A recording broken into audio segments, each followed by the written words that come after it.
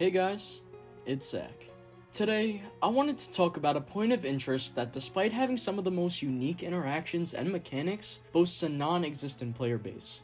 I would even go as far as to say that this place is the least visited island in the entire game, for various reasons I'll go over in this video. Of course, I'll be talking about Meteor Isle, and why I think that every player should come here at least once.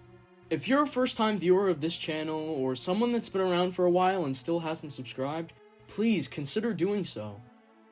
Currently, 92% of my viewers are unsubscribed, and I'm trying to hit 3,000 subs by the end of May. There's so much I have planned for the future, and I can't do it without your support. Meteor Isle is an island in Deepwoken that's quite unique in nature.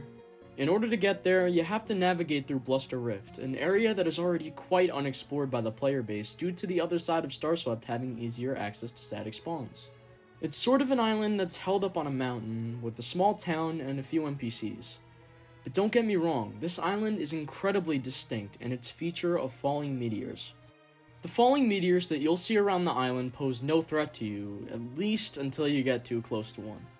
When you do, a spectral blue chain will appear chaining you to the meteor, and this blue chain won't stop until you've defeated the meteor skippers that periodically spawn from it. These mobs are probably the strongest form of mud skipper, although it's not much of a challenge to defeat them. Upon doing so, the meteor will explode, and you'll be rewarded with 2 chests of pretty terrible loot and some mantra modifiers. This is one of the most unique events in the game that resides in an endgame area, so it's a shame that there's no reason to grind this event rather than just hunt down some threshers. Meteor Isle doesn't have a lot of use in the current realm of Deepwoken due to its nature of being a relatively safe area in Aratel, a place where Nevaeans, Hivekin, and Etrians can live at peace.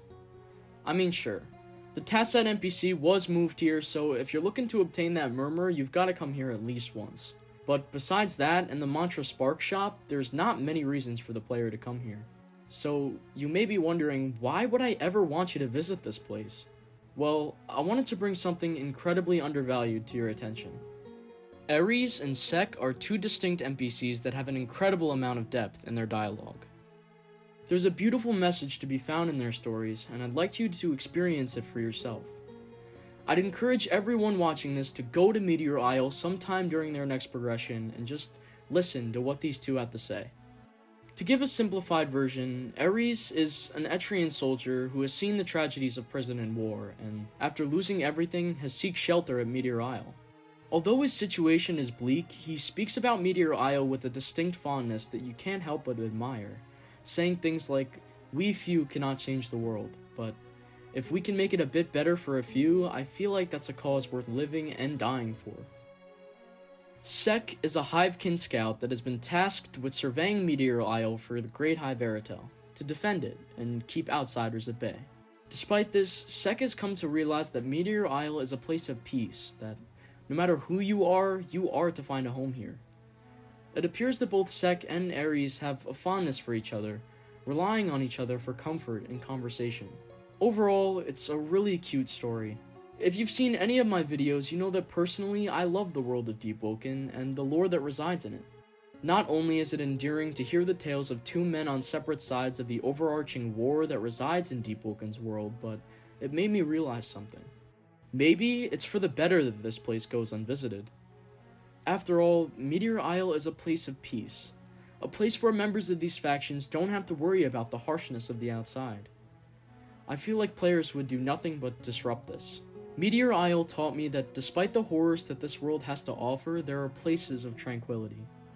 Places you can go to escape from the worries and find solace by surrounding yourself with people that you love, even if you're destined to be enemies.